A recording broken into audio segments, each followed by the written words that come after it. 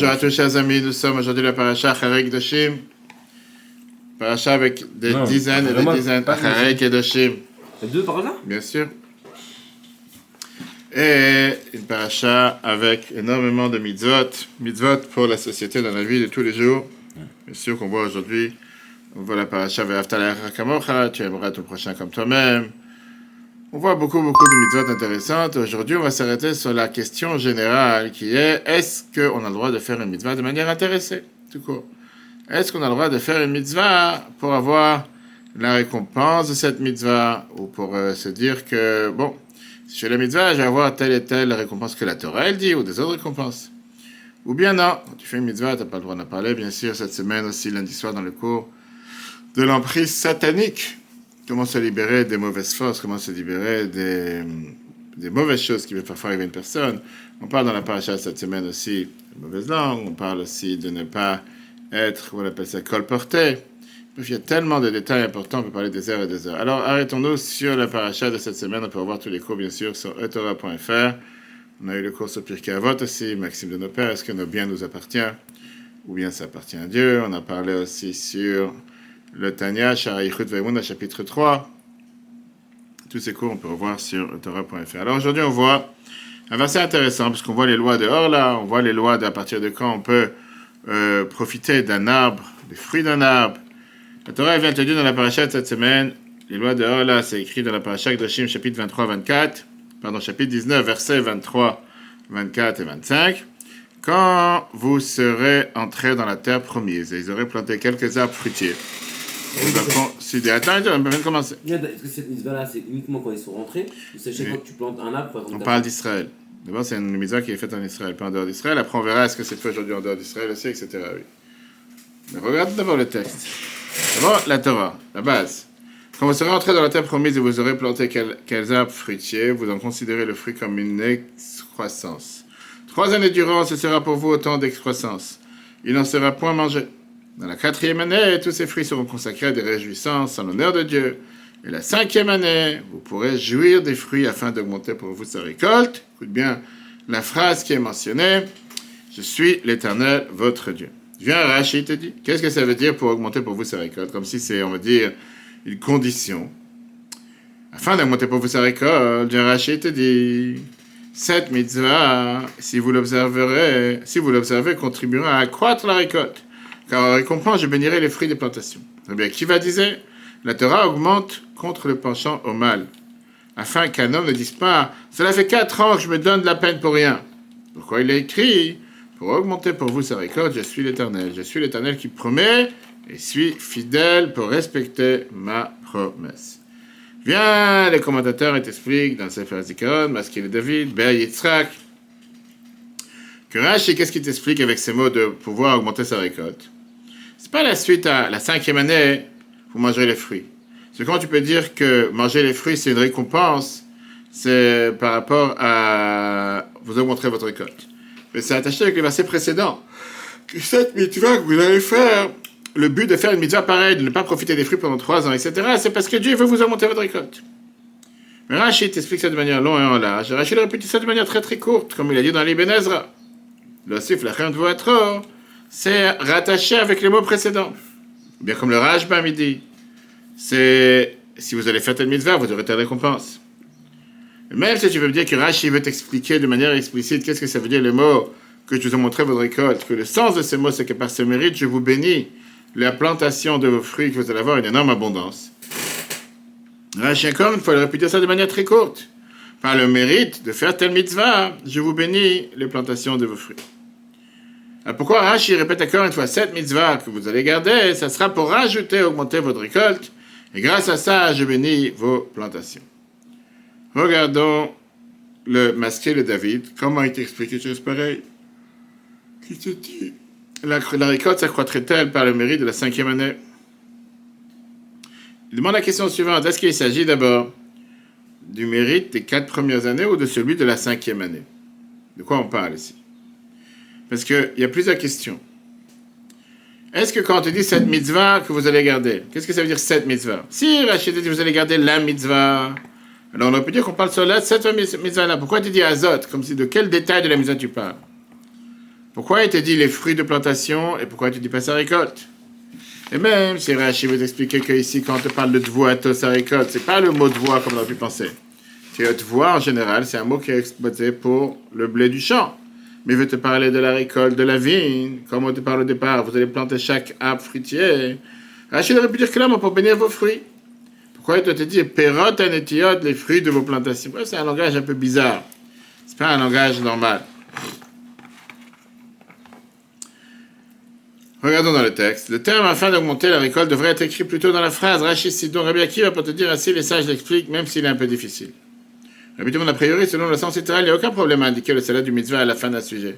Cependant, il faut comprendre la longueur du commentaire de Rashi et les différents termes employés, comme on vient de voir. Après, Rashi te dit une phrase suivante. Rabbi Akiva, il avait l'habitude de dire, comme on a vu tout à l'heure, Dibra Torah keneged yetzer, que la Torah, elle a parlé, elle augmente contre le penchant au mal, afin qu'un homme ne dise pas, cela fait 4 ans que je me donne la peine pour rien, ça l'écrit pour augmenter pour sa récolte. Pourquoi Rachid doit amener cette phrase de Rabbi Akiva? Rachid, il a pas expliqué le sens simple du verset. Quel est le but d'amener la phrase de Rabbi Akiva ici? À quoi ça sert? Qu'est-ce que tu rajoutes de plus? Il y en a qui te disent qu'avec ça, Rachid te répond à la question qu'on a dit, qu'est-ce que ça veut dire la 5e année, vous allez pouvoir manger? Et pas avant ça. Parce que Rachid amène la phrase de Rabbi Akiva que la récompense, elle est donnée parce que quelqu'un, il peut venir et dire, ça fait 4 ans que je travaille pour rien. Jusqu'à la 5e année. Mais c'est pas tellement clair. Parce que le fait que la récompense de la mitzvah n'est pas écrite plus tôt, c'est pas une question a priori sur le sens simple du verset. En général, quand la Torah, elle vient, elle te parle d'un salaire, d'une récompense du mitzvah, elle vient à la fin du sujet. Pareil ici. D'abord, la Torah dit ce qu'il faut faire. Comment un homme doit se comporter avec ses fruits. 3 ans, tu ne manges pas. 4e année, c'est des fruits sains. Seulement la 5e année, tu peux en profiter. Et après, c'est on te dit la récompense de la mitzvah que Dieu te donne pour te monter ta récolte. Après, il faudrait comprendre aussi pourquoi Rashi te dit le nom de la personne qui a dit cette phrase. Comme on l'a dit plusieurs fois, que Rashi te donne le nom de la personne seulement quand ça rajoute pour comprendre le verset. Qu'est-ce que ça me rajoute ici de dire le nom de la personne? En quoi ça change quelque chose? Si j'aurais pas dit que c'est Rabbi Akiva qui l'a dit. Et notre point qui est intéressant à comprendre, que Rashi te dit, Aya Rabbi Akiva, mais Rabbi Akiva avait l'habitude de dire, comme s'il disait ça plusieurs fois. Qu'est-ce que tu veux me faire passer comme message par là? Comme le Rabbi nous a toujours appris, que Rashi, on ne le lit pas comme ça à 2 mots rapides, mais on doit réfléchir, comprendre de quoi on parle.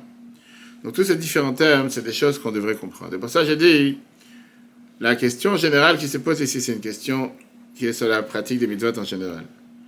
Premièrement, est-ce que c'est négatif d'attendre le salaire mérité pour une mitzvah? L'attendre un salaire pour une mitzvah est-elle forcément liée au mauvais penchant? J'ai pas le droit de faire une mitzvah parce que la Torah te dit tu respectes tes parents, tu auras longue vie. Tu mets les filines, tu auras longue vie. Tu ferais la tzaka, tu vas devenir riche. Et pourquoi pas? Tu mets une mezuzah, ça protège ta porte. En quoi j'ai pas le droit? En quoi ça serait quelque chose de mal? La Torah le dit. Si la Torah me donne la récompense, elle me donne le salaire en faisant telle et telle mitzvah, ça veut dire que la Torah me dit clairement, fais-le pour ça. Bah oui. Alors pourquoi ça serait quelque chose de négatif? Pas négatif? On demande, est-ce que c'est négatif ou pas? Non. Alors justement, il y a plusieurs choses qui ne sont pas compréhensibles, parce qu'il y a beaucoup de mitzvot, que la Torah te donne la récompense. Et Rashi ne vient pas expliquer en te disant pourquoi la Torah te donne la récompense, parce que sans ça, le mauvais penchant ne va pas te laisser faire la mitzvah, comme il vient de dire ici. Le mauvais penchant, il vient et t'argumente, ça fait 4 ans que je travaille pour rien, je me donne la peine pour rien faire, alors j'ai pas envie de la faire. Rashi dit non, t'inquiète, tu vas avoir une récompense, que tu auras augmenté le salaire. Pourquoi il dit pas ça à chaque fois qu'on parle du mitzvah, il y a une récompense? Et qu'est-ce qu'il y a de spécial ici? En demande quoi? Je suis d'accord, je viens de te citer des dizaines de mitzvot que la Torah te dit clairement la récompense. Ça pas dit toutes les mitzvot. Mais il y a des mitzvot dans lesquelles la Torah te dit clairement oui. Elle te dit que tu mets la mezuzah, c'est la protection, tu respectes tes parents, tu auras longue vie, tu feras Shabbat, tu auras longue vie, bref. Tu donnes la zakat, tu vas t'enrichir. La Torah te le dit clairement. Et donc, en quoi la récompense de cette mitzvah est différente des autres mitzvot? À tel point que Rashi te dit, parce qu'on doit argumenter, c'est par rapport au mauvais penchant. Et pas parce que la personne s'est fatiguée pendant 4 ans. Tu peux dire qu'elle peut venir avec le mauvais penchant. Quelqu'un, il a planté des fruits. Il a planté des graines, il a entretenu les arbres. Il s'est fatigué pendant 4 ans, il veut avoir les fruits de sa récolte. Mais non. D'après il fait c'est compréhensible ce que Rashi te dit, par exemple, dans l'histoire de la Torah, l'histoire de la... Regardons dans le texte. L'histoire que la Torah te dit qu'il y avait une femme qui était belle pendant que tu es sorti à la guerre. Rashi te dit, à ce moment-là, tu pourras éventuellement la prendre pour toi comme femme. Là-bas, dans cette histoire, on comprend pourquoi Rashi te dit tu pourras la prendre comme femme, et il te dit, parce que la Torah elle te donne cet argument pour le mauvais penchant, parce que si Dieu il te donne pas la permission de se marier avec cette femme que tu as trouvée pendant la guerre, que tu l'as prisonnière, tu risques de te marier avec elle de toute façon de manière interdite. C'est-à-dire en réalité, c'est quelque chose qu'il faudrait pas faire. Mais Dieu te l'a permise, parce que c'est très bien comment l'humain il est. Et donc, on comprend que ça, c'est quelque chose qui a été dit pour le mauvais penchant. Mais là, tu ne parles pas de ce sujet-là. Là, tu parles des mitzvot tout court. De la récompense des mitzvot en général.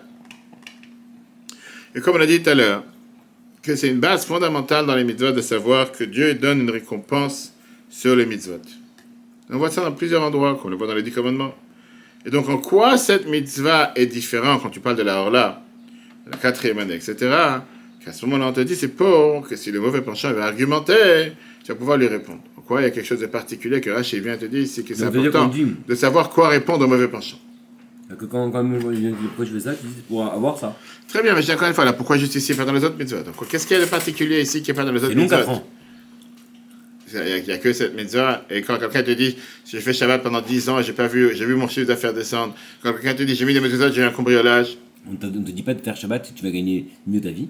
Pourquoi pas? La Torah te dit bien sûr. Non, elle te dit pas de faire Shabbat, elle te dit de respecter Shabbat parce qu'il faut le respecter. Elle te dit aucun mérite sur le fait de respecter Shabbat. Bien sûr, la Torah dit, par ça que tu fais Shabbat. Mais tu respectes le commandement de Shabbat. Par ça, tu auras une longue vie. Par ça, tu auras le salaire qui va être. Non, même pour Shabbat, même pour les tefilin, pas beaucoup de mitzvot, pas seulement les parents. Zakat atzim mavet, zakat te sauve de la mort. Il y a beaucoup de mitzvot. En tout cas, il y a beaucoup de mitzvot que la Torah te donne des récompenses claires. Pas forcément qu'on lit ça avec le mauvais penchant. Après, ça Rashi te ramène le dernier mot du verset qui te dit Ani Hashem. Qu'est-ce que ça veut dire? On a dit dans le verset Je suis Dieu. Viens Rashi te dit je suis l'Éternel qui promet et je suis fidèle pour respecter ma promesse. En règle générale, Rashi il parle toujours en langage, on va dire, le plus court. Ne'eman leshalem sera. Dieu, il est fidèle pour payer son récolte.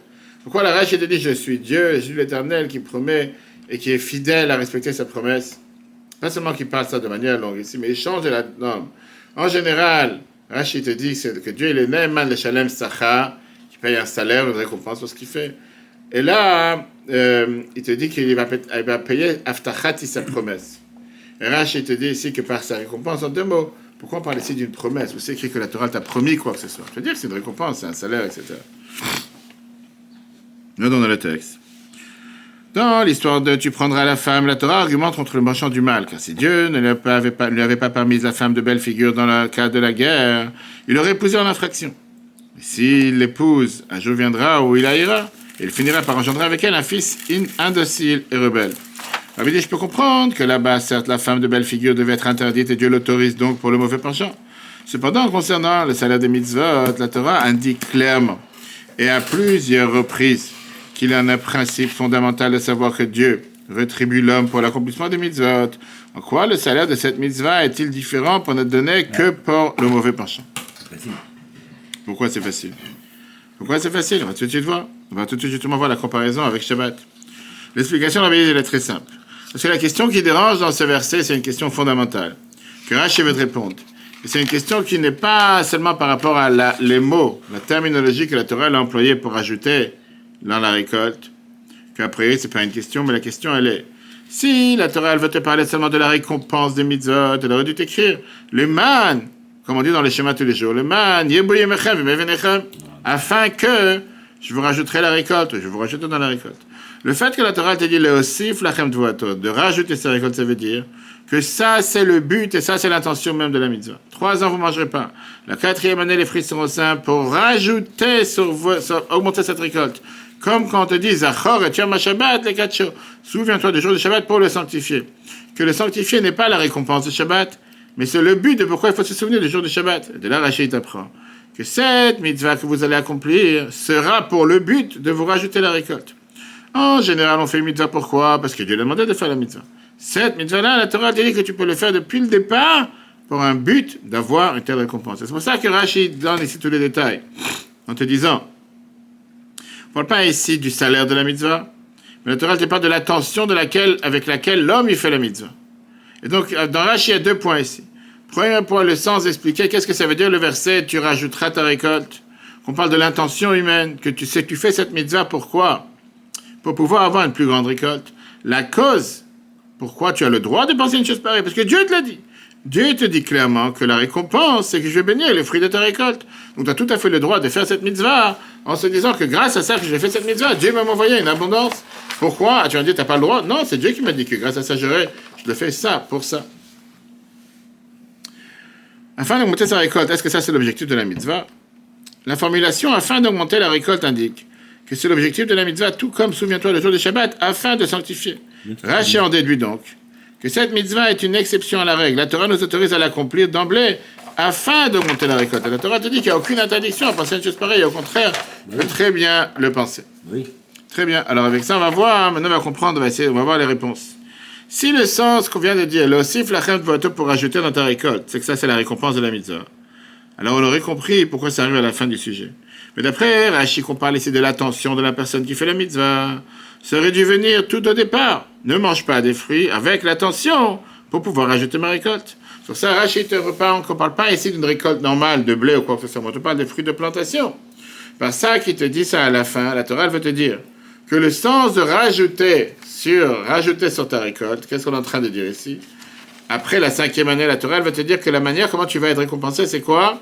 C'est de pouvoir, pas seulement que Dieu te donnera une bracha particulière, donc comment les fruits vont penser, comment les fruits vont grandir, mais que même une fois qu'ils auront poussé, grandi les fruits de ta récolte de la 5e année, quand ils sont prêts à être mangés, dans eux-mêmes, il y aura une abondance sans limite.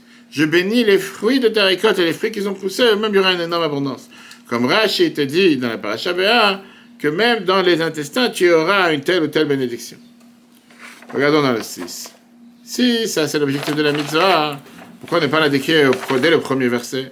Alors il te répond, Rashi répond à cette question en remplaçant le terme récolte par fruit de plantation. Pour indiquer que Dieu ne bénira pas que la croissance des fruits, ça c'est une bénédiction.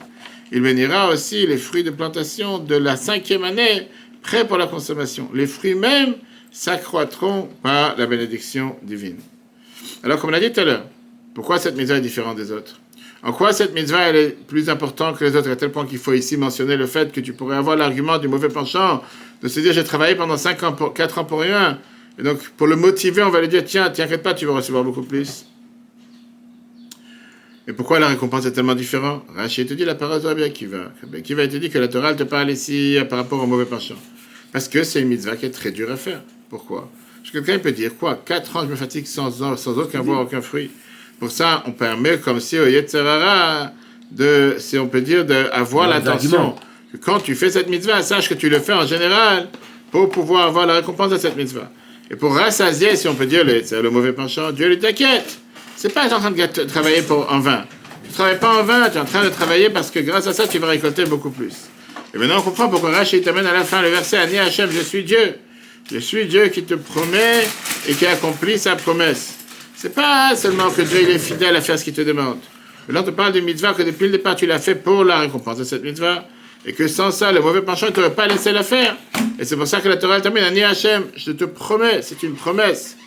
Que par ça que tu fais ce que je te demande, Dieu te promet que grâce à ça, le mauvais penchant pourra être content. Il va te laisser te donner la possibilité de faire la mitzvah. En quoi cette mitzvah est différente des autres? Parce que c'est une tentation plus forte.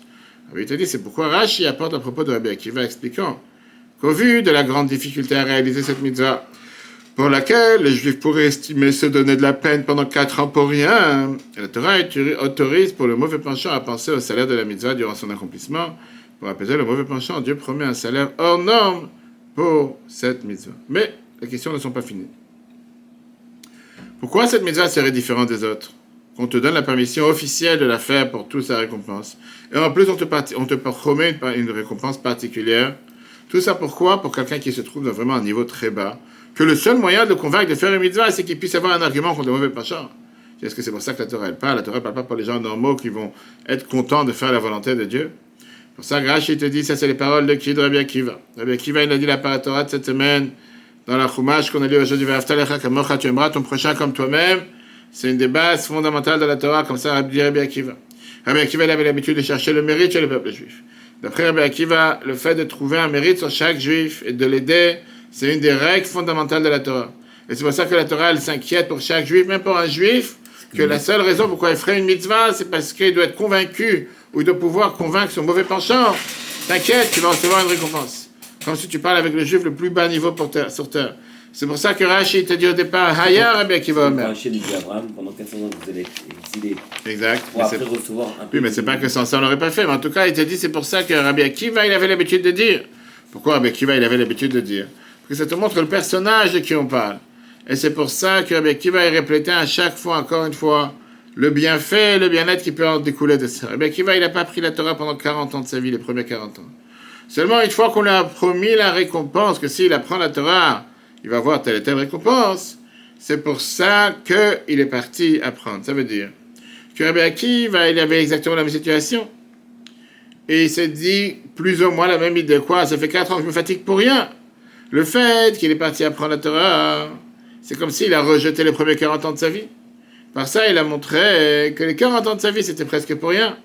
Néanmoins, il est parti apprendre la Torah pour la récompense qu'il va avoir. Et malgré ça, sa réussite, elle était beaucoup plus grande que tout le reste.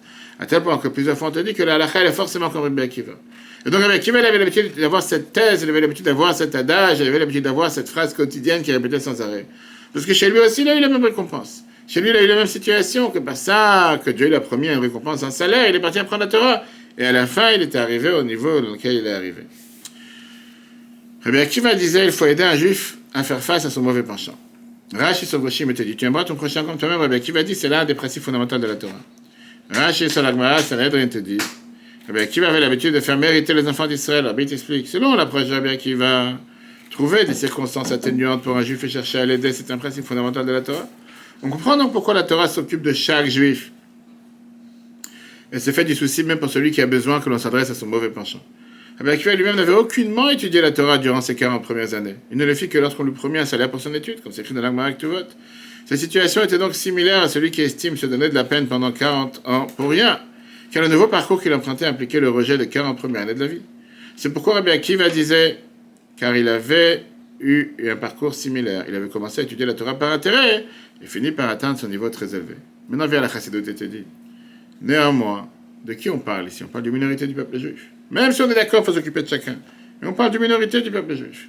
Pourquoi cette mitzvah elle a été fixée pour tout le peuple juif à cause d'une minorité du peuple juif? L'explication elle est qu'en réalité, le but de cette mitzvah c'est de transformer le mauvais penchant. Comme on dit dans les schémas tous les jours, tu devras servir Dieu avec tes deux penchants, le bon et le mauvais penchant. Que le mauvais penchant lui-même, lui aussi, veuille faire les mitzvot comme le bon penchant. Et c'est pour ça que la récompense de cette mitzvah, c'est de te rajouter dans ta récolte. C'est pour ça que tu purifies et tu transformes le mauvais penchant. Tu raffines le mauvais penchant et l'âme animale, tu rajoutes double force dans l'acte du chat. Automatiquement, tu ne travailles pas seulement avec une force, mais la double force, c'est un turbo. Et l'explication, pourquoi ça vient avec fatigue. Parce que la neshama, en réalité, elle fait ça par plaisir, de faire ce que Dieu demande. Mais le travail spirituel, ça demande la fatigue, parce que ça demande de justement faire transformer le mauvais penchant en l'âme animale en faisant les choses qu'il faut. Et ça, c'est pas facile, c'est beaucoup plus difficile. Et c'est pour ça qu'il faut avoir cette peine pendant les 4 ans d'avant, dans laquelle l'âme animale ne va pas profiter de ce blé, ne va pas profiter de cette récolte. Mais grâce à ça, on transforme le mal en bien, on peut mériter de toutes ces bénédictions. Transformer le mauvais penchant et l'intéresser au mitzvot. C'est écrit dans la Gemara Brachot, page 54a. B'chol vavecha b'shnei yitzrecha, tu aimeras l'Éternel ton Dieu de tous les cœurs, avec tes deux penchants. Viens, Shlomo HaMelech te dit, ça c'est la vigueur du bœuf qui produit d'abondantes récoltes. La vie t'explique de quoi on parle. L'essence de cette mitzvah étant la transformation du mauvais penchant. Son salaire est donc l'augmentation de la récolte, car en raffinant et en transformant le mauvais penchant et l'âme animale, on apporte une véritable augmentation de la sainteté. Une des raisons en est, puisque cet effet étant lié à la peine, à un labeur fourni par l'homme pour briser le voile de l'âme animale. Il fallait donc passer au préalable par une souffrance des 4 années pendant lesquelles l'âme animale ne profite pas de la récolte, de l'avancée spirituelle. Et c'est ainsi qu'on parviendra finalement à transformer l'âme animale pour obtenir des récoltes abondantes. Voilà la réponse, chers amis, à cette mitzvah merveilleuse. Mais l'enseignement, c'est un enseignement pour chacun d'entre nous. Qu'au début du parcours, l'âme animale ne produit pas de récolte et l'intérêt vers le divin. L'objectif, c'est de la transformer afin de produire de récoltes abondantes. C'est vrai qu'au départ, pas forcément on va faire ce que Dieu demande. Mais grâce à cette aide que Dieu te promet et qui t'envoie une récompense beaucoup plus grande, ça pousse l'âme animale et le mauvais penchant à être du bon côté, de faire aussi ce que Dieu demande. Le cours en replay sur etora.fr. Très bonne journée à tous et si Dieu veut, à la semaine prochaine.